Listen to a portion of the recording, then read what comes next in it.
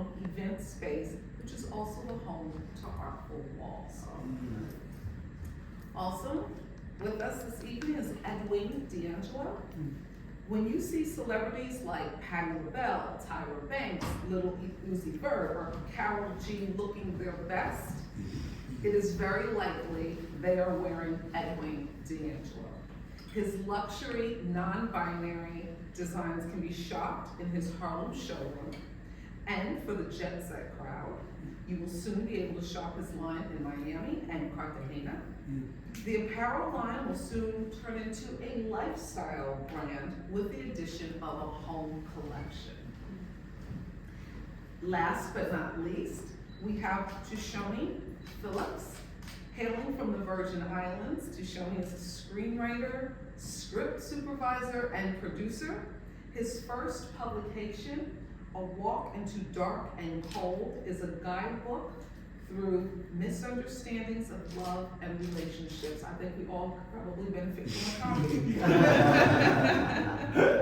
So again, welcome to Speak Easy.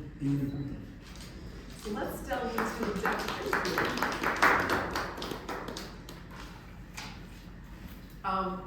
This is real life.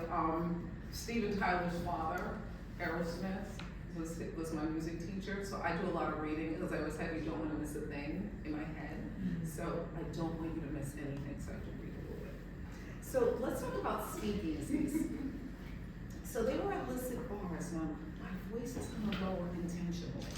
They were illicit bars or nightclubs that operated during the Prohibition era from 1920 to 1933 in the United States, when the sale and consumption of alcohol was illegal. And these establishments required patrons to speak quietly or use passwords to enter, hence the name Speak Easy.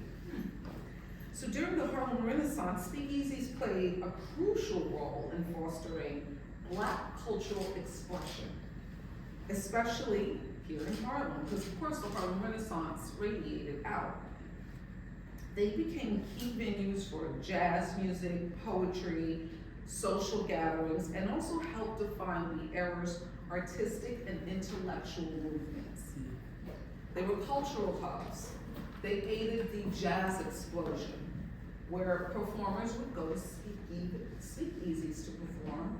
Literary and artistic growth came out of speakeasies, but my favorite as a business consultant was that they also helped Black folks gain financial power through speakeasy operations, challenging economic disparities. So speakeasies were more than just hidden bars, they were cultural incubators. So let's get to it. So I'm gonna start with Maria. As we are here, ladies first, okay. So what legacy elements of the historical Harlem speakeasies and salons, because you know I often refer to any events here as the salon, this is our Alina Walker, and this is our Dark Tower, as I like to tell people. What elements are still in play and impact the neighborhood's cultural heritage, and what can they tell us about the community's resilience and creativity? Well, you know, when you talk about speakeasy, and you think about this house, I know I'm talking a little quiet, so you can't even just Speak easy. But a lot of the, you know, the economic power part, like using your asset as a means to make income, it becomes your job. You know, I mean, this is my job. All of you have jobs. You go to work, you get paid, you pay your bills, you know. And I think that Harlemites have been doing this for years. You know, you go back to the 1970s and the 1980s when no one wanted to live in Harlem, okay? But you go in between these blocks and you see some of the most beautiful buildings in the country. nobody wanted to be out here. But some people, they're like, okay, we got a little cash, I'm gonna buy a little house for $5,000. And, our brothers need someplace to live, our sisters need someplace to live, So we're going to make 17 rooms, put the kitchen and the bathroom in the hallway, and make sure that our people who come up here have someplace to live. That was early Harlem. Remember? Absolutely, that was Harlem Renaissance, absolutely, from then on. So you didn't have to worry about $2,500 for a studio. You needed to worry about $25 a week. You needed to worry about $20 a week. You needed to worry about making sure you didn't leave a mess in the bathroom for somebody coming behind you. So, over the years, and it's still continuing, people are using their assets in Harlem to make sure that you can stay here. Because if we didn't have event space, Maria wouldn't be here. This house would belong to somebody else. And I can't say who that somebody else is, but I cannot necessarily wait for somebody who looks like me, who can pay the number that I want. I'll be clear, I'll be honest. So, we have always done what we needed to do to stay, and that's exactly what we're going to continue to do. So, I hope that answers. That was great. I mean, that proves that talks about our resilience as a people and how we figure it out. Yeah. Yes. We figure it out. Jashoni, so let's talk about let's touch on cultural evolution. So in what ways has the definition of Harlem's cultural identity evolved from the Harlem Renaissance era to present day? So when I think about you and what you do and all the great writers of that moment that we still study today, how are you, now no pressure, but how are you gonna take it from Langston to you? So, obviously, the greats that we acknowledge is the foundation for most artists, right? We use those that came before us as stepping stones to create our own unique styles of art. But I will say the evolution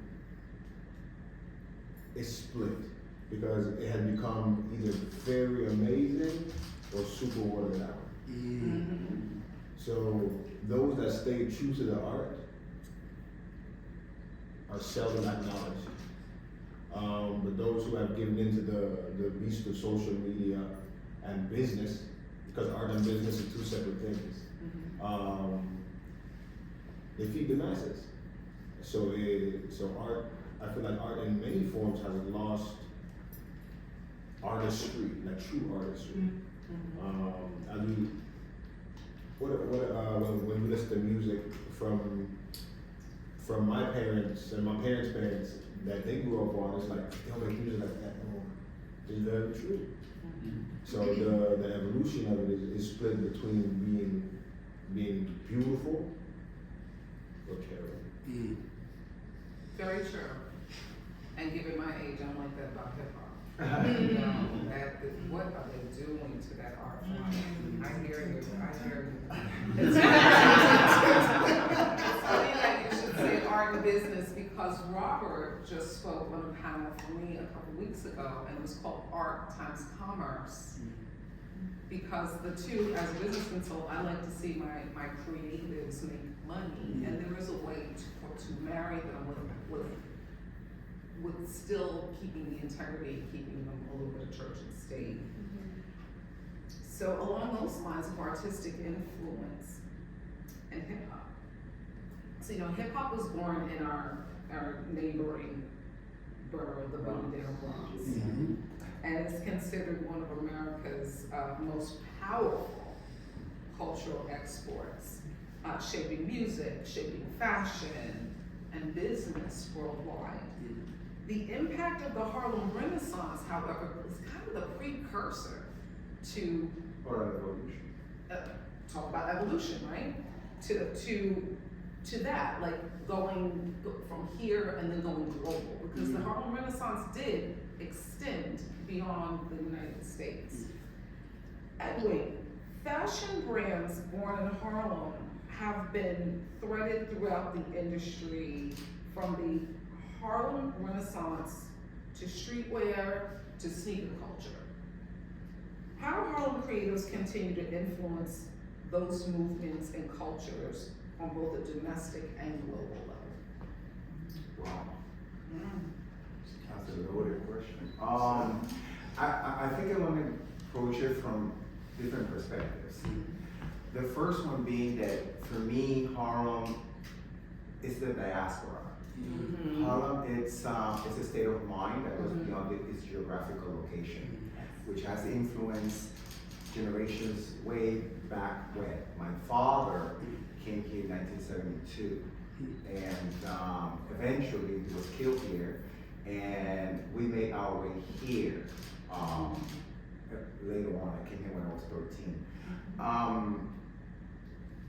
The place that I call my business and my new home in Harlem, I've been here for 20 plus years, is the same place where the Lafayette Theater was, which was the first desegregated theater in New York City.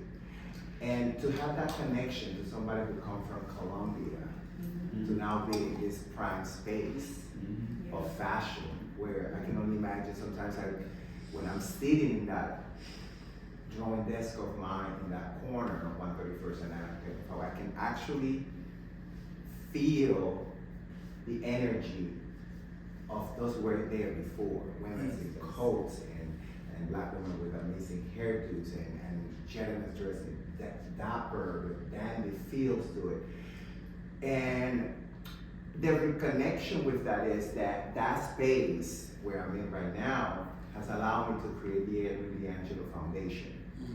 The Edwing D'Angelo Foundation right now is training 300 Afro-Colombian women in Colombia, from a very impoverished region where I'm from, for them to become professional seamsters and tailors.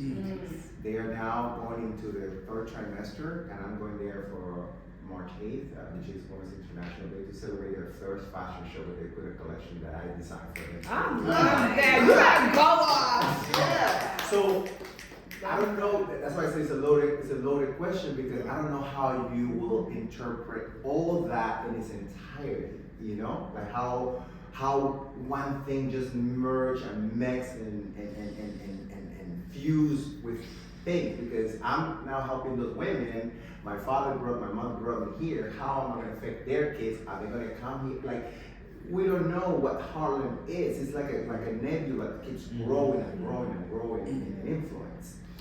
The one thing that I want to say tonight, though, is that I read an article on the New York Times a couple of months ago that says that the period that we live in now, which is sad, is the least creative period since the Renaissance, back in 400, 500 years ago. We're not creating nothing that is groundbreaking from the perspective of Renaissance. Beyond that. Now, for me, somebody would look at it like a low point, and I think Harlem may have the opportunity to create the next Picasso, the next Michelangelo, that's going to pivot this moment into something new. And that's why I'm not mad at what's going on globally and nationally in terms of politics, because I think when we are in that pressure, is where that creativity comes out. I think we were too comfortable for a minute, and nothing was happening. Everybody was, I'm cute, I look at the picture. You know, I think that pressure that we're going to be feeling for the next few years, it may produce a diamond. You know what I'm saying? So, I don't know. Well, you are, there's the foundation that is part of the global tentacle, so to speak, and then there's the fact that you may be opening, in your sites on Cartagena. So you will be bringing Harlem with you, and I agree with you. Harlem, trying to explain everything that makes Harlem is trying to dissect every little particle in the salt shaker, and it touches like a lot of the and to your point about the speakeasies, a lot of the owners of the club, the Ranny and some of the big clubs were owned by Afro-Caribbeans that were living in Harlem. So that's what I'm saying. The connection of Harlem is it's a diaspora of itself. I don't want to go to African American because it's probably bigger than that. I think it's a lung that keeps breathing, and air doesn't have ends, you know? So I that's kind of feel that we haven't seen the end of what this diaspora is. I do not disagree, and I'm not gonna be the person to get the layers correct, because it's layers and layers. There's so many. We might be African Americans or those of the diaspora, because to your point, it's people like me, the southern rooted, it's people from the Caribbean, it's people from the continent. It's layers and layers. I mean, it was what the Dutch, and then the Germans, and the Irish, and the Italian. When you go to East Harlem, that's where Rayos is there and has been there. I mean, there's a lot of Italian history. I had an intern who's Bangladeshi, and he was like, hey, you know, my people. And he gave me I had just learned this too, so I was like, oh, I knew this, thank God. But he shared the history of the Bangladeshis here in Harlem, and how Harlem was welcoming when no one else would allow them to rent. And we welcomed. So you're right, there's layers and layers and layers. And if you look at the boardroom scene, for those who know what the boardroom is, now they have houses in Tokyo and Vietnam and the Philippines and Paris and London. Something that was created in one of the streets around here, you know? So, and the imitation, and I don't know if it's imitation, but the admiration, you know? It's groundbreaking to me. It's something that and to their credit, they're adding their own culture into that culture, you know, and it keeps growing and growing, and that's kind of what I think is the beauty of it all. I agree. My Harlem is an exporter. Now, Harlem develops, and then it shares. I mean, for instance, you and what you're doing. Developing in Harlem, and now you're exporting it to the world. And that's what we've done. We've exported jazz. You know, I don't care, you know, it doesn't matter if it was Boogie Down Bronx or whatever, I'm taking credit. We exported hip hop. I mean, we exported Harlem, which is why Harlem is like a must-see spot to the United States, The to third the Western Hemisphere. The third most desired tourist destination in New York City. Yes. You know? And it's because we export ourselves. You know, and it's not necessarily deliberate. You know, it's not planned, but it happens. You know, the Apollo exported itself. It didn't know it was doing it. And we didn't know it was It's doing doing what it does. But, you know, it happened. It certainly did. Was it last week or the week before? I was in Harlem, double A. And I said to this gentleman that I just met at a museum, I was like, I live in Harlem, and he got so excited. He lost it. Like, then I couldn't get him to shut up. But you're right. My German colleagues, the first thing they were like, we gotta get to Harlem when they come visit. So we are definitely worldwide, as they would say. Tashani, 2 shows with similar themes were introduced in the past few years. One is very sad that they're on their last season. So Harlem and Run the World.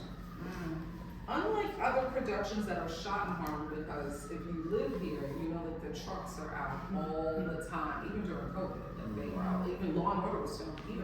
And Law and Order loves Harlem. And we love it. Yeah, we love Law and Order. Unlike other productions shot, these shows injected the Harlem culture throughout the production. And I loved it. I mean, it was so exciting to watch because it was like, oh, that's a Tawny. And oh, the card is a Harlem-based artist that she's opening up. It's the coolest thing. So do you, in terms of literature and screenwriting, do you see more in the future to keep Harlem in the forefront? Well, the true answer to that would be, like, it could if we did it intentionally, right? Like, all things have to be done with purpose. With the passing of time, things get lost. So if we're not intentional about keeping it and educating those who come behind me, like my little siblings that are also artists, if I don't teach them about where I'm living right now, they'll never know. But funny story, not to go off, but a funny story, I'm here specifically living in a space because of the Harlem Renaissance. So my godmother, her uncle, his name is Fred Moman. He was a music orchestrator. That's why he moved to New York, and it was in the 30s. He bought an apartment in the 50s on the South. Where am I living today? In that apartment. Wow. Wow. Wow. That was purchased by a musician during the Harlem Renaissance. Awesome. But it's funny because it's like this is something that I know, but it wasn't until like these questions were forward, I was like, whoa, wait, I'm actually very intertwined with this.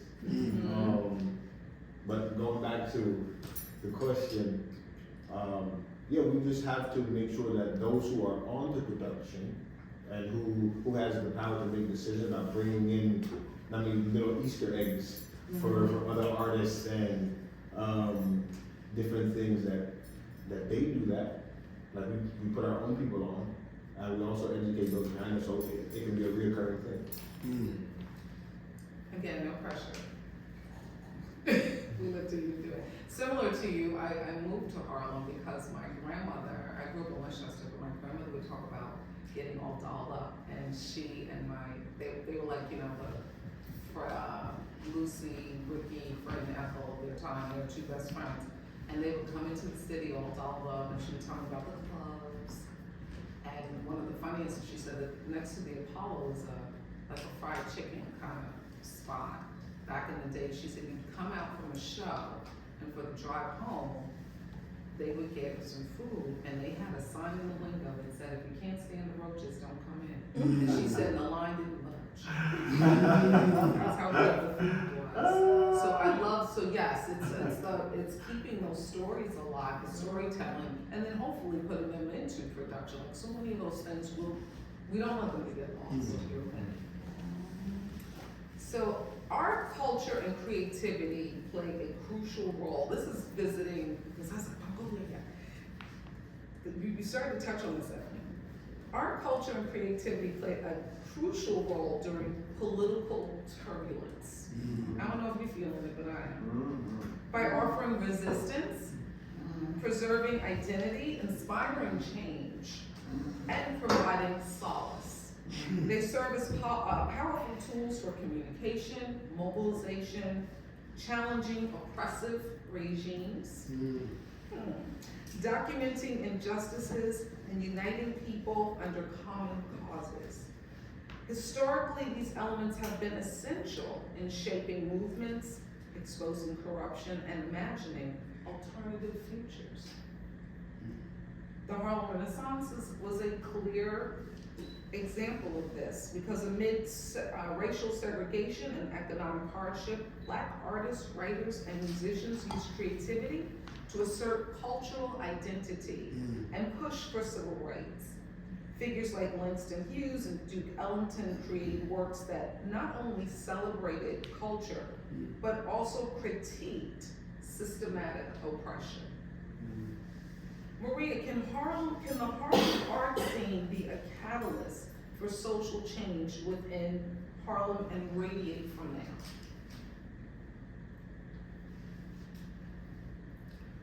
I would say we could definitely be a foundation. You want to say catalyst. I mean, there are,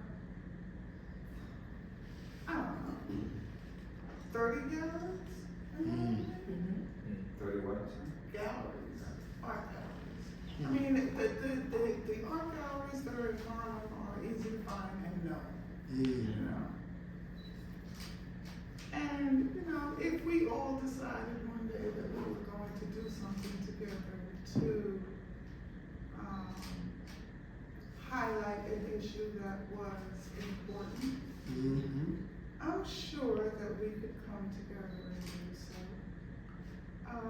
I can't say it's planned. I can't say anybody, has already done it. But, to answer the question, how can art, be a social change?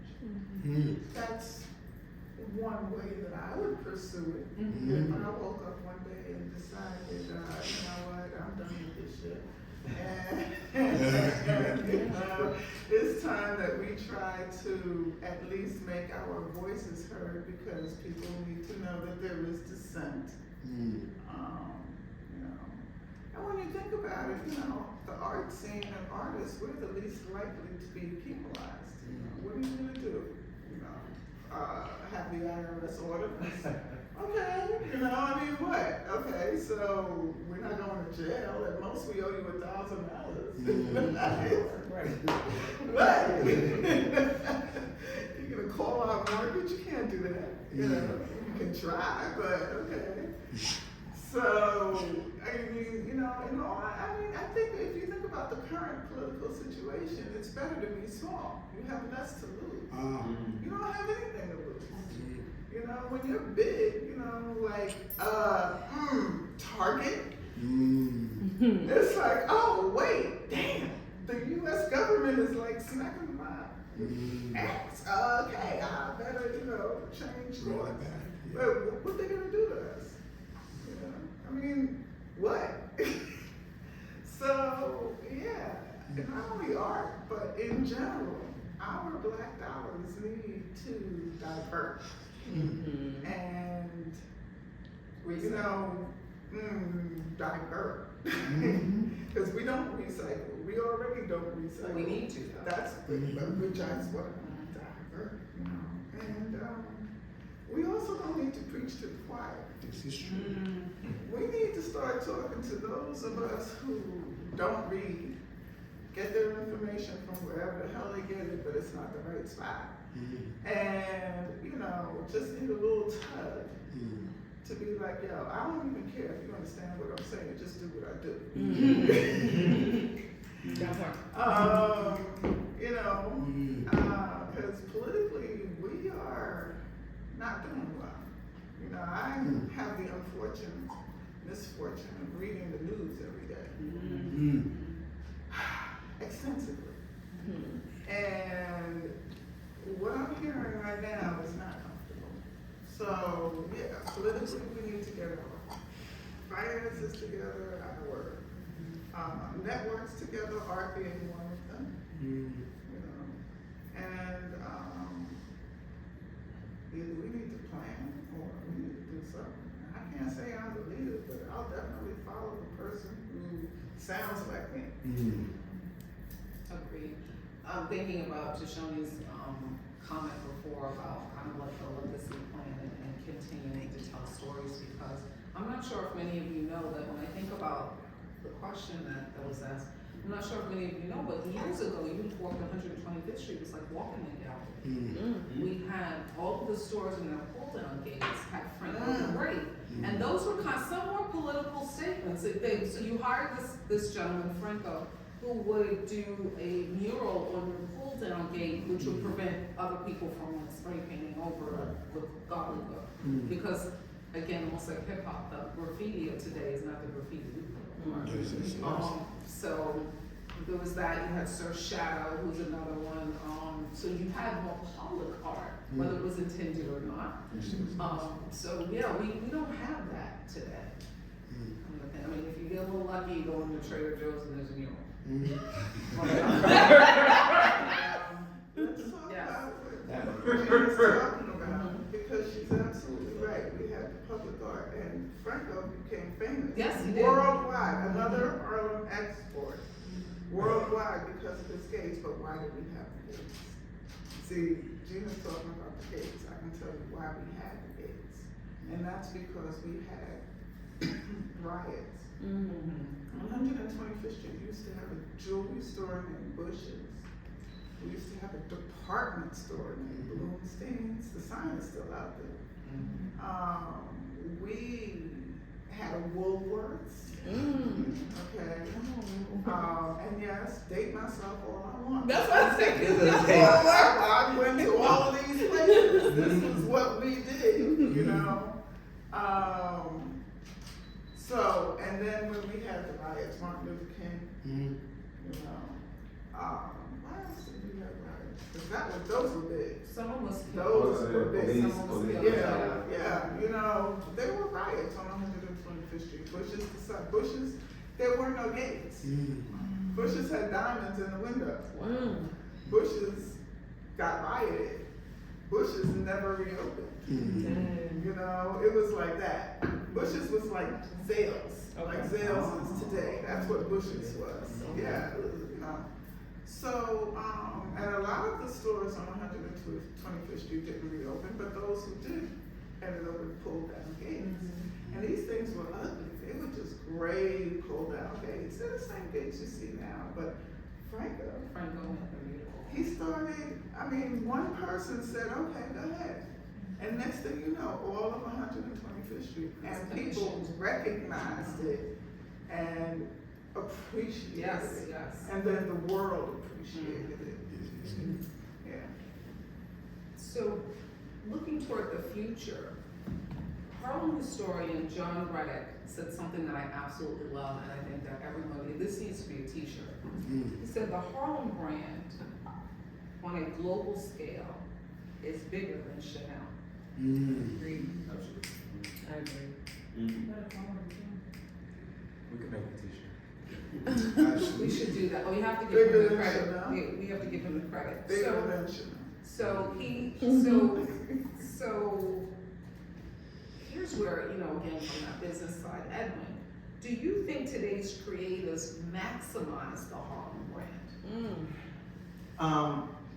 You know, I'm so sorry, and I just want to pick up a little from what she was saying Sure. earlier.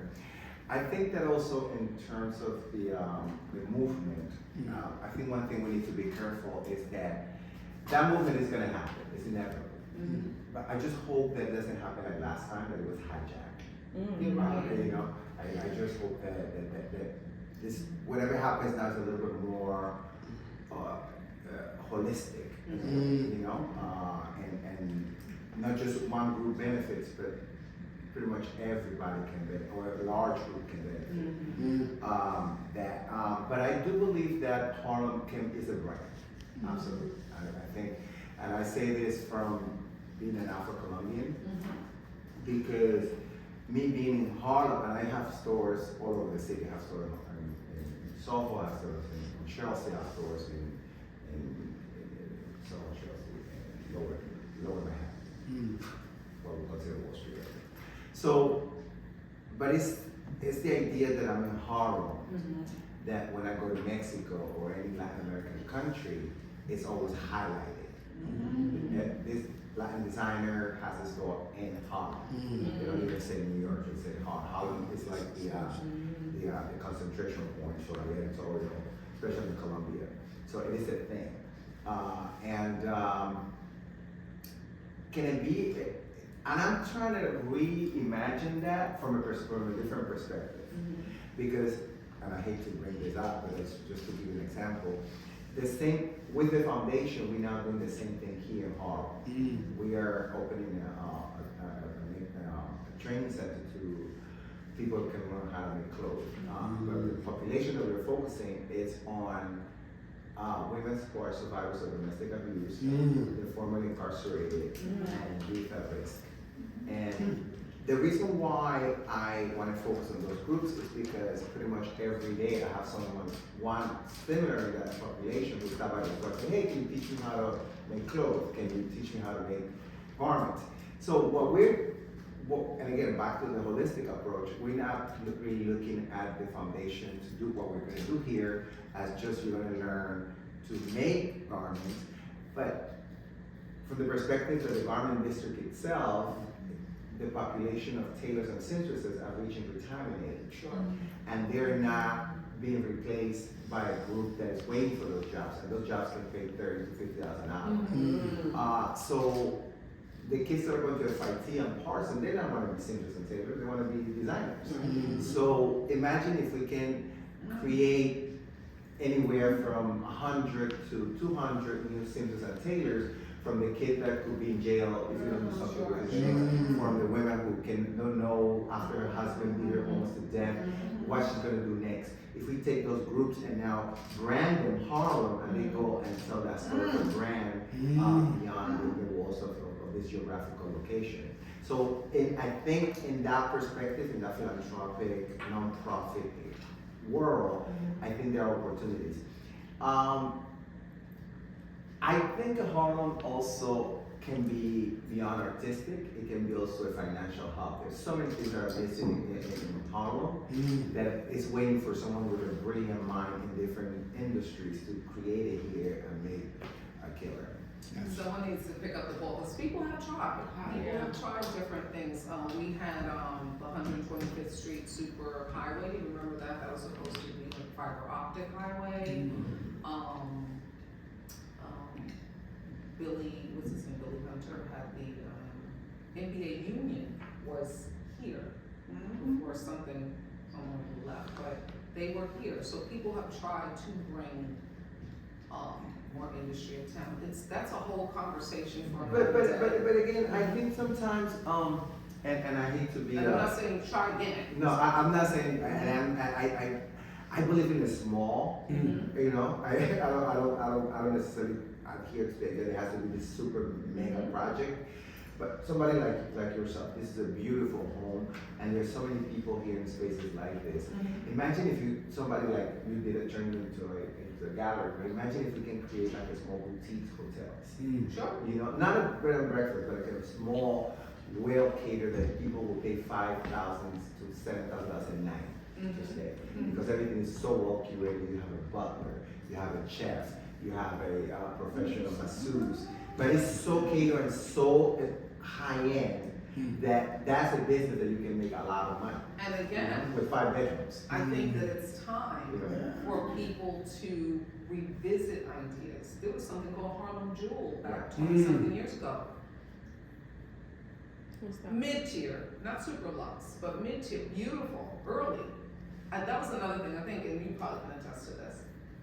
Some businesses were premature, and it's time. We're a different community now. It's time to revisit that. Yeah, I agree with you. Shoshone, with the advent of digital media and globalization, what do you think Harlem's cultural and artistic scene look like in the next decade? Because what you do is you can bring to the world via a stroke of a key, a keyboard. Very true. So let's go back to come forward. Right, so we know like during the Harlem Renaissance, everybody came here, but they don't also. I mean, a lot of people don't know. Like, a lot of us also went to France, Yes. right? A lot of artists were in France. Like I know, like Maya Angelou did many things. I mean, poet, dancer, singer, right? She also performed in across the world. So that is Harlem dipping and then sharing itself globally. So now, I can be a poet in France from my apartment in Harlem. I can do the exact same things. I mean, given the right time and a correct effort, I can be just as global. The only issue is with that because we have become so connected, it is easier for artists to be acknowledged. When for you to be acknowledged before, you had to be good. You have to be exceptional. So it's like to be performing at a speakeasy, you have to be dope. You not just popular, you have to be amazing. Another, Apollo. How many people that are like great comedians and great musicians today got booed off the Apollo stage? To where now anybody can come to these open mics and just perform, and it's a safe space. So yeah, that's not good for growth. So it's like art is diminishing because we are becoming more accepting of things. Yes. I mean, and it's like it's a double-edged sword. Right? It's like, okay, cool, we're nice now, but we're less nice artistically. So you all touched on something, and I want to be careful of time because there are some other questions I definitely want to get to. But you all touched on something interesting. So one of those things is who should be the guardian of what's great? But that's art, right? Right? Like it's Art is subjective, right? perspective. I mean, it's subjective. However, Or let me also go back I to don't- that. I don't Not of the creativity, but of the Harlem brand. Because you touched on like people snatching, like appropriation. How do we guard the Harlem brand? How do we guard it? You can't. I don't think you can. again, I think we can, but so when you have such a big influence, and when you have such a big plate, you can't stop the world from biting. Right? They may not or recreate it. I can't stop you from taking the recipe, being that it's public knowledge. But I it will think- never be organic. But I think those who know will understand the authenticity. yes. And I think that's where we have those who will call Harlem their origin will maximize their opportunity because their product will be so authentic, and you cannot fake authenticity. You know what I mean? Like you just cannot accept it. I think the problem back to why we don't see more brands of Harlem is because now, in order for you, it's so much noise that in order now for you to flourish, you need. We were speaking earlier with it requires a little bit more investment.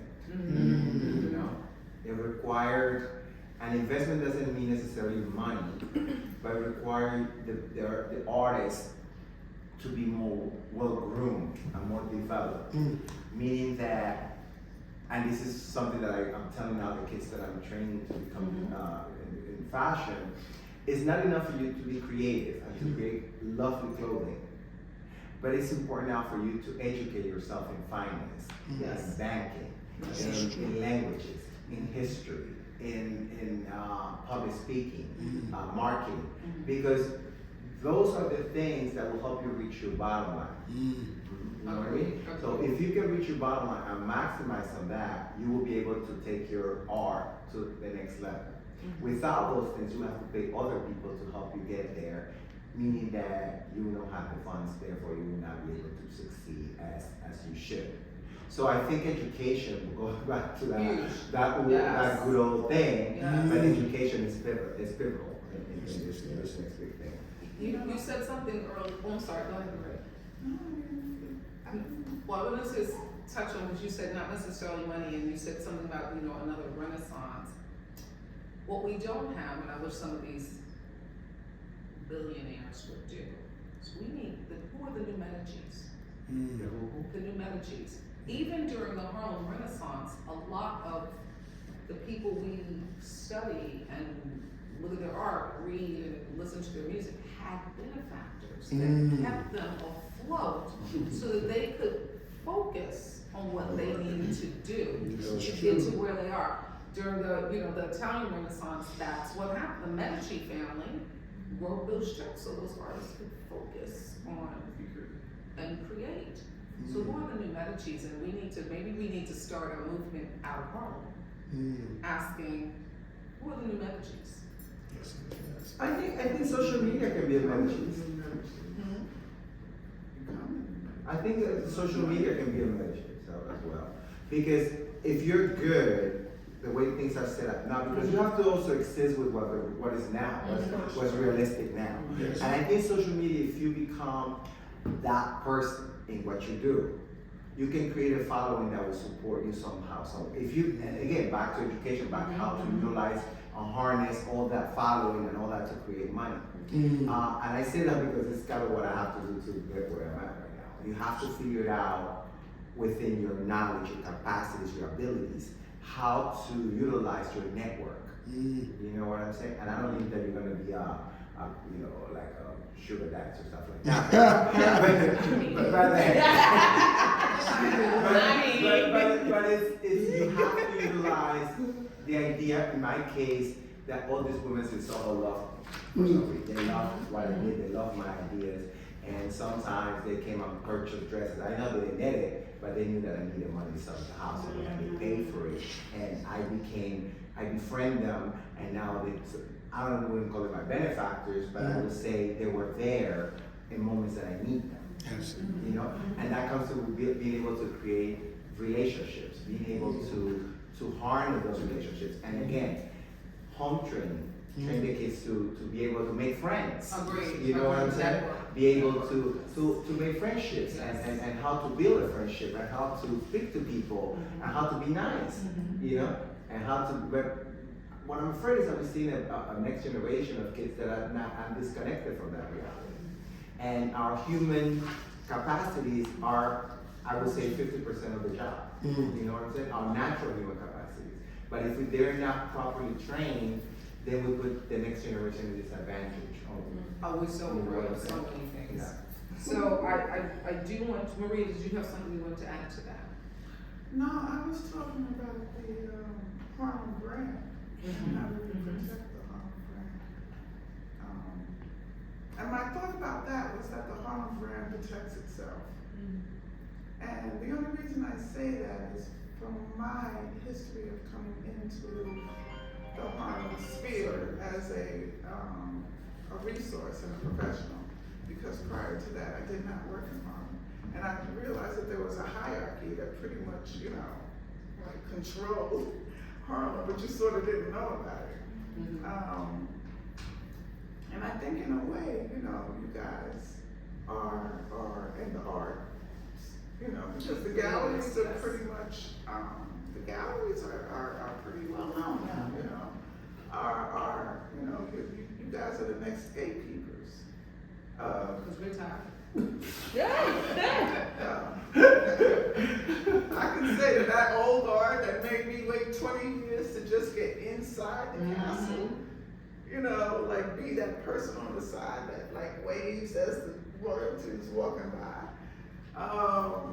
Yeah, but the royalty it's time for the next generation of royalty, and who is taking their place. Those are the individuals. That's the Harlem brand, and that's who secures it, I think.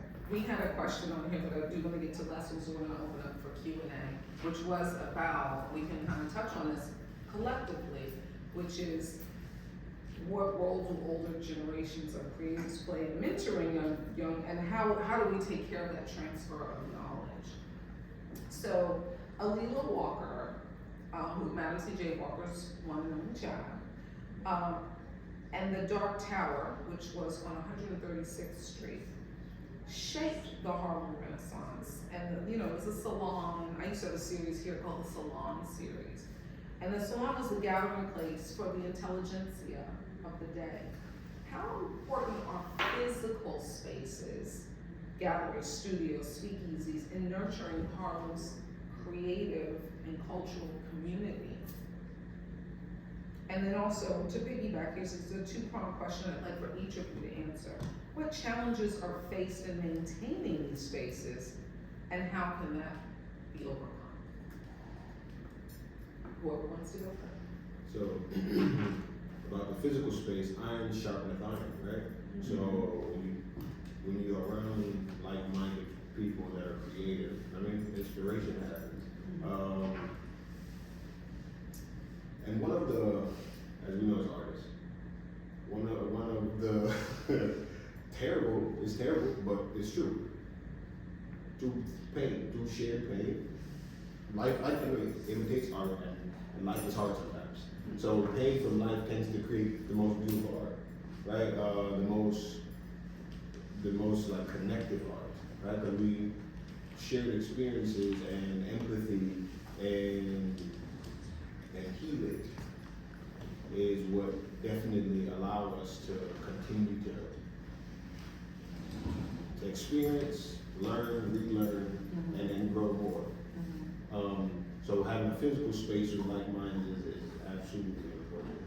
And the upkeep of the physical space, that's the business part that we're speaking about, right? The physical needs of actually having a living space, right? For the rent and electricity and all these other needs, but supplies, right? I mean, I'm an artist that don't need much, right? A pen and a piece of paper.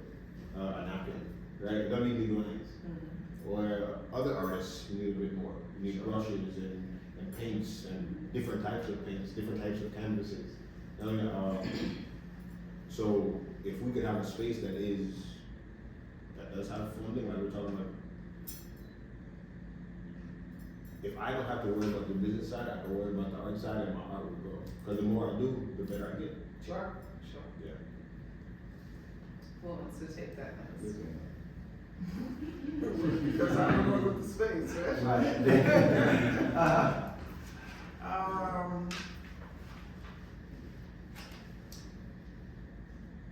See, the space is the problem. Yeah, I'll be honest. I mean, right now, you see, we would be packed if it was April, May, June, July, August, September, October, November, even December, you know. So, how do you have a space like this open for events like this, and pay mortgage? So, the good thing would be if you don't have a mortgage. And, you know, which, you know, Still have operations though. say that again? Still have operations. Well, Still yeah. running. But you know, I mean, hopefully you get to a point in time when you don't have a mortgage. We're not there. But some people in Harlem are, you know. I mean, maybe the question is, should we be doing more recruitment? You know, should we get those seniors that have empty brownstones, which, believe it or not, there's budget, and encourage them in a safe way, because needless to say, seniors are very nervous, that they could bring joy and life into their homes, you know, and they don't have to do anything but enjoy it. And It's a way of being military. yeah, you get to go out, you get to go downstairs and hang out in your own house, you know, kind of thing. But yeah, you know, the business side of having a space, I'm gonna ask Edwing, you were last, but we're gonna open it up for Q&A quickly, so succinct, please. The what? Succinct, with short answer. For the same question. I agree with you. The physical aspect of maintaining a space is hard, and I go through it every day. So, but I think there's a joy in sharing as well. So one of the things that I agree with you, those of us who are fortunate enough to have a space, one of the things that I do, I try to share it with others, in the capacity of what I can do without interrupting with the actual making money to keep it running. So we open to other artists to come and do presentations in the space. We are doing a town hall for Women's History Month next month, and we're inviting women to. The title of the town hall is what we're going to do, and so that's an organization that is kind of links that are coming to the space to relax and to have this conversation, and I just believe that we need to stop being so shady to each other as well. I think that has a lot to do with there are people with money home who chooses to support other businesses outside of their own neighborhood for reasons that are, for whatever reason they are.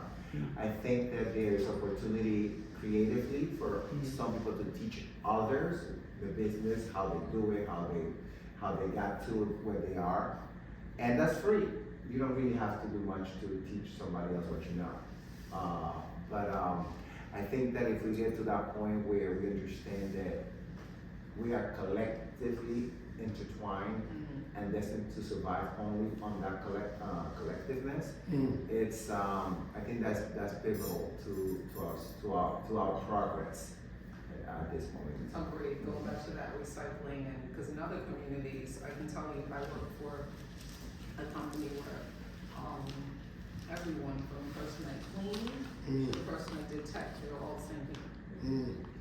So that's that, but thank you very much. We are going to open any Q&A for our esteemed panelists. All right, I have a question I wrote down. My first one was communication. Everyone said communication in the community is key. How do we as a generation, and I say my generation specifically, we communicate so differently. The older generation communicates so differently. As I've been maneuvering in Harlem, I'm finding it refreshing connecting to the older generation and finding that community and that way of communication. How do we get the next generation to communicate or teach them how to communicate so that gap to that point isn't left, so the ball isn't dropped, so the gatekeeping doesn't close after that generation is gone? I think in Harlem there is something special that I think is being underutilized, but it's unique to Harlem. I think the churches could be a good place. I think the churches play a pivotal, and I keep using that word, right? The churches have a unique space that they can become the connectors of the older generation and the young generation. I think that there's a space that we can begin that conversation. I don't think social media can help, because what I think we need to go back is to that humanity, that human contact. I think that's kind of what's missing right now. I think we're not connecting in a human level. You know what I mean? And I feel that if we can bridge that, it will be in a much, especially the younger generations will be in a much better position, because churches like Abyssinian, they're wealthy, older, senior people that go there, and they're struggling artists that also go to these spaces. But how we can connect those two, going back to the Medicis, how can we connect those two in a safe space, like you say? You know what I'm saying? Because imagine if a pastor of a community outreach program in that church will start bringing those two together. You know what I mean? There are a lot of, you know what, I don't know if that's a possibility, but. I think the churches are a good place to start I don't disagree. I made a lot of friends in my old church that were more senior. Another is for your generation to become more involved in the community. If we're all out planting the daffodils and side by side, those conversations organically start. And my friend's daughter, and any of you feel free, because I'm not doing this, because I'm tired. My friend's daughter, who is in her 20s, does a monthly intergenerational dinner. Now it's brunch, I'm sorry, it used to be dinner, now it's brunch. And the age range is nuts. You can have anyone there from 12 to 93. And 93 is their grandma's there. Right. So, and it's beautiful. The conversations are lovely. And the wealth of knowledge that is passed down from one person saying, I'm going through this. Some of these situations ain't new. You know, they have different faces, a little tech infusion, but what grandma went through with her man, so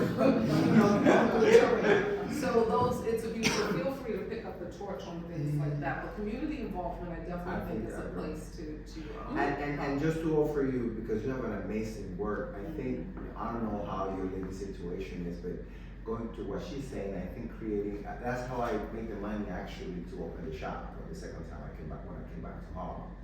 It was during the pandemic, and we couldn't connect because whatever, I started making masks, I can make masks, and I started giving out for free. And I made a connection with many people, and I told them what I wanted to do, and people started directing me, and I had some of the money, but eventually I ended up making more money because of those connections that I made. Long story, but just to tell you that there is a way to connect with people. And especially when you come with your open heart and you give yourself to that vulnerability, there is a way that people will come out and help you.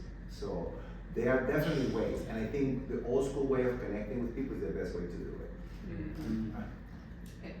Any other, before your second question, you have a question? She wants to say.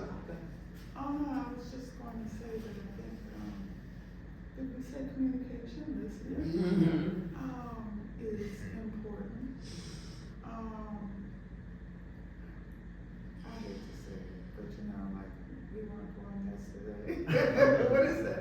Something doesn't grow on trees. But, I mean, you know, there's all these sayings that our parents used to say to us, and we're like, yo, it is so serious, you know, I can't tell you. Money doesn't grow on trees. Money doesn't grow on trees. Yeah, But I wasn't born yesterday. We should be making money. Yeah, I think- but I mean, communication. Communications, and I think you have to become, and I don't know why I'm speaking directly to you, but I think you have to sort of like turn this work and kind of like bring it to people's faces, like not necessarily just in this beautiful display, but kind of like making that connection of why they need to have that in their homes. That's kind of when I went to people's classes, like you did it every day, D'Angelo twice a year. And you know, I eventually, maybe I wouldn't charge them that much, but I started like helping them with the wardrobe. I said, I think you have to wear too much black, why don't you add this? Suddenly they're wearing the pants. That's $250 that I have in my pocket just by helping them fix that. And you know, like, oh my, you know, maybe you should wear a belt with that. And you know, and they're like, should they so? But and no, don't be worried about that. And little advices that I was doing, they eventually turned into clients. So I don't know exactly how it would work for somebody that's doing photography, but what I think is what I'm saying is the connection. Maybe getting people to invite you to their homes and then bring a painting and or one of the pictures and put it in a physical look great. You know, like that's the way I think you need to just not rely so much on the apps, but you also go to the actual physical spaces and show people how your work would look in their homes or in their businesses, or you know what I mean? Like I think that footwork, that old school footwork is what works out a lot as well. Before your second question, I have a question here, one here, one here. So, That's okay. So, I guess like it's part statement, part question. So I appreciate what you said about social media and sort of like making it work for you. My concern around that is I think we're not necessarily critical about algorithms and how there are things pulling strings behind the scenes. Because a lot of things like get trendy, it's very low frequency, it's very like brand deals where you're selling. So that's a little, you know, concerning. And then I don't know, I love the idea of like with seamstress, you know, people who are formerly incarcerated coming out and being trained to be seamstresses. I love that idea. As I was over here, I was contemplating how I like that we have solutions or resolutions, but sometimes they can seem topical because the root cause of like why were people so systemically deprived in ways that they were easily funneled into the prison industrial complex. And then we have the nonprofit that comes and it's like, we're gonna save you, but there's a whole flood of people who are literally set up to be in the very same position as whomever's getting that help. And I love these ideas, and as somebody who worked with social services for 6 years, and really was inundated with like, am I enabling the system? I'm experiencing vicarious trauma. And there's so much branding. I feel like the word brand in Harlem was mentioned so many times that I really had to check out a couple times seated over here because in a way, are we selling ourselves? Are we selling our culture? And then are we for sale? Is it not like, it's the price that matters, not the fact that we're being extracted from. It's the fact that how much can we get from being in an extractive relationship with a system that is training us, that is killing us. So that's just like my ideas. My question, however, is what are your thoughts? Forgive me, what's your name? Edwin. What are your thoughts on a Sailrite sewing machine? Are you familiar? No. So Sailrite, okay, I thought you would know that, so I asked. So I got this sewing machine, and it's specifically for like leather materials because I want to create, you know, like medicine pouches and stuff. I got like leather from Etsy, like, you know, just scraps and stuff. Because I love art, and I've been doing it for like 15 years, and I walk around with my card, and I give it to people in trainings and in the world, and 15 years, 10 books, and no one really knows who I am. So, you know, sometimes it's an energetic thing, sometimes it's frequency. I'm not money oriented, I'm not trying to get paid and brands, all of that stuff is antithetical to like my ethos. But I do want to do things that are like more expensive, and that's why I was going to ask you about the sewing machine, because like I'm teaching myself how to use a sewing machine. Okay, so let me start with the part of it. I did 15 years. I've been 23 years this year, and I'm still not knowing. So that it takes forever. I think I think Andre Leontali at one point was mentoring me, and he told me that, hi ladies, he told me that I had to decide when I became successful. You know what I'm saying? Like, you cannot go by somebody else determine what is success to you. You have to decide. I'm extremely successful. No, correct, but that's what and that's, I'm happy that you know when is you, like for me, success was to open my shop. And now I'm successful. Regardless of known or not, that's my success. So the machine wise, I think the best way for you to do it, I would say buy a regular machine, a regular industrial machine, and just use different foods for whatever you want to use. You want to use leather, there's a foot for leather, and needles that. Oh, you already have one? She has the machine. Thank you for listening. Yeah, I already have one. But you said it's industrial, isn't it? Yeah, it was not cheap. Which brand? It's Sailrite. Sailrite, specifically for leather. I don't know the machine. I don't know the machine. But what I do with leather, I have a specific foot and needles. It's probably 16, and that should do the work. Thank you. I know that we're going almost on time, but I want to also revisit brand. A brand is not a label. And for me, as a person of a long legacy of people who contributed here, it's very important not for me to do it personally, but for us collectively to control that brand. Because the brand is an experience, it's not a label. I want to be clear about that. Okay? So you gotta know the definition. The other is, like so many things that have happened to us, especially from our creatives, whether it's especially the music business, it's for us to control the narrative. I'd hate to see it be given away. So that's what I meant by that. You had a question. Yeah, it wasn't a question, but more so a statement. Spaces like this hold truth to who we are as people.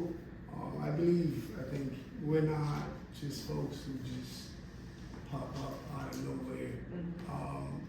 We come from generations of stories and experiences. When we talk about holistics, right, we also have to think about the spiritual realm as well, right? Metals, leather, plastic, it communicates certain things to you if you are deeply immersed in the Sagario movement, you feel it. So you walk into a space, you get it. When you walked in, you had good vibrations. I definitely felt like it. Yes. Thank you. Last question? Did you have your hand up? No. Oh, over here, sorry. Last one. It was me too. It wasn't really a question, it was just a comment, or just, yes. When you guys were talking about how Harlem has impacted the world, if you will, I think that's very true. And I say that, so I live in Denver, and so I'm here for business. And I don't know if you know, Denver had an area called 5 Points. 5 Points was a historic black redlined neighborhood that obviously African Americans lived in. It's called Harlem of the West, though, is the nickname. And so, and my daughter's name is Harlem too. So full circle. Though, so it's just very true how much, you know, this neighborhood impacted black communities across the world, even down to very white Denver, you know what I mean? What's white now, but even then too, I think about how we as a culture, black people, right, like really make impact in the world in general. And I think that what we're lacking is community, right? Like at some point between then and now, there has been like a disconnect between what sticking together really looks like and this like passed down generational trauma that our community is subscribing to that has broken us, I think is really stopping us from doing the things that we need to do to bring a lot of this stuff back, right? And so I think that yes, the onus is on us as community, right? Like as black people to continue to do the work and to continue to bring awareness and bring people along the journey, right? Like it's not lost, but like, I hate the word woke, but we need to be woke, okay? The millennials and so on and so forth, we need to really understand like those past traumas, where they stem from and the roots, and break those ties and not come into agreement with them, so that way we can continue to do the work and really bring community back. So I just wanted to comment on that because it hit home for me, like, man. I would actually like to interject, Yes, ma'am. because what we need are leaders. Absolutely. Yes. And I cannot say that our current leaders have done a good job in mentoring our next generation. Right. I would say that because our current leaders suck. I don't disagree. I agree with you. So, and when I say our current leaders, I mean my peers. I agree. Self-absorbed. Not even that. I feel like the trauma exists in that space. Like I think about my mother and like her mother. Like there's some traumas there. And I Our see that point across is, generations. yeah, we need leaders. Mhm. We need people who have brains, Mhm. who have ideas, who have thoughts, and you don't need to be brilliant. No. You don't need to be, you know, a Rhodes Scholar. You just need to have a will, have a moral compass, Mhm. have a desire to do more than, Enrich yourself. and I was gonna say learn too. thank you. Mhm. And, you know, if you are that leader that can inspire, Mhm. or you are that person who can support someone who can inspire, Mhm. but can't do everything else.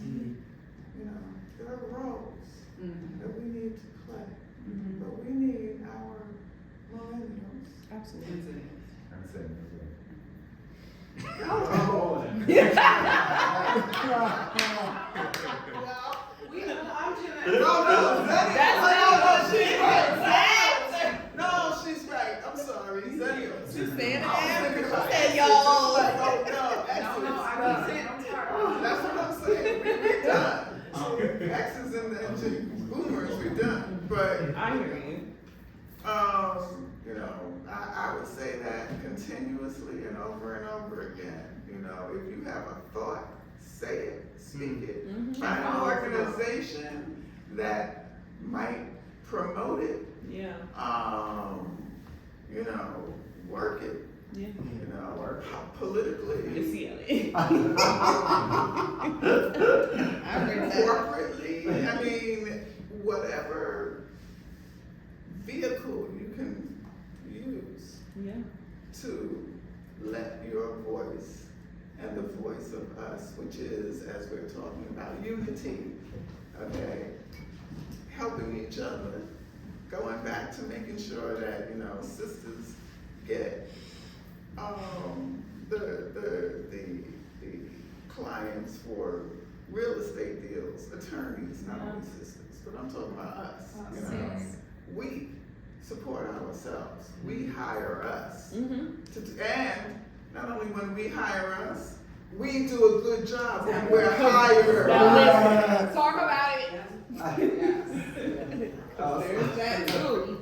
Well, I wanna thank everyone for attending. Thank you to the panel. Thank you.